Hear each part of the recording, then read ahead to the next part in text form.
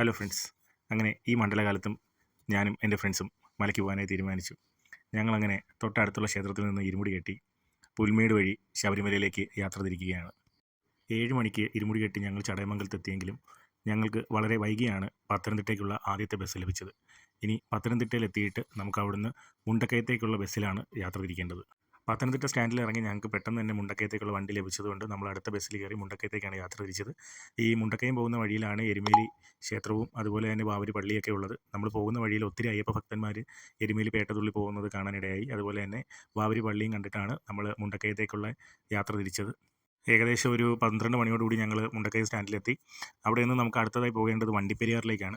1:30 ഞങ്ങൾ ഏകദേശം വണ്ടിപ്പെരിയാർ എത്തി. വണ്ടിപ്പെരിയാറിൽ നിന്ന് പിന്നെ 2:15 ഉള്ളൂ സത്രത്തിലേക്കുള്ള അടുത്ത ബസ്. അതുകൊണ്ട് തന്നെ ഞങ്ങൾ അവിടുന്ന് ഫുഡും കഴിച്ച് സത്രത്തിലേക്കുള്ള ബസ്സിന് വേണ്ടിയിട്ട് വെയിറ്റ് ചെയ്തു. കൃത്യം 2:15 തന്നെ വണ്ടിപ്പെരിയാറിൽ നിന്ന് സത്രത്തിലേക്കുള്ള ബസ് വന്നു.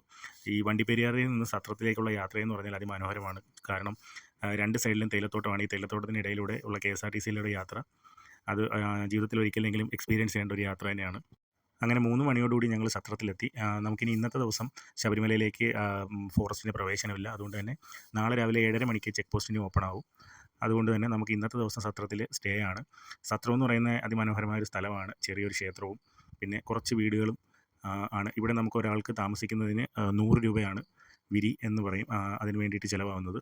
നമുക്ക് നാളെ രാവിലെ 7:30 മാത്രം ഫോറസ്റ്റിന് അനുമതി ലഭിച്ചാൽ മാത്രമേ നമുക്കിനി ശബരിമലയിലേക്ക് യാത്ര തിരിക്കാൻ പറ്റൂ. അങ്ങനെ ഞാനും എൻ്റെ കൂടെ വന്ന ഞങ്ങളെല്ലാവരും ഇന്നത്തെ ദിവസം രാത്രി ഇവിടെ സ്റ്റേ ആണ്. നാളെ രാവിലെ പുൽമേടേക്കുള്ള യാത്രയ്ക്ക് വേണ്ടിയിട്ടുള്ള പാസുകൾ വൈകിട്ട് 7 മണിക്ക് തന്നെ കൊടുത്തു തുടങ്ങും. അപ്പോൾ നമ്മൾ ഒരു 6:45 ആയപ്പോൾ അവിടെ പോയി ക്യൂ നിന്നു. ഒരു 7 മണിയൊക്കെ ആയപ്പോഴത്തേക്ക് ഫോറസ്റ്റ് ഡിപ്പാർട്ട്മെൻറ്റ് കൗണ്ടർ ഓപ്പൺ ആക്കി. ഞങ്ങൾക്ക് 28ാമത്തെ ടോക്കണാണ് ലഭിച്ചത്. നാളെ രാവിലെ 7 മണിക്കും 7:30ക്കും ഇടയിലുള്ള ടൈമിലാണ് ഞങ്ങളെ അകത്തേക്ക് കയറ്റി വിടുന്നത്. അങ്ങനെ ഞങ്ങൾ ടോക്കണെല്ലാം എടുത്ത് ഞങ്ങളെടുത്ത വിരിയിൽ വന്ന് സ്റ്റേ ആയി. നാളെ രാവിലെ 7:30ക്ക് പോകാനായിട്ട് ഞങ്ങളെല്ലാവരും റെസ്റ്റ് എടുത്തു.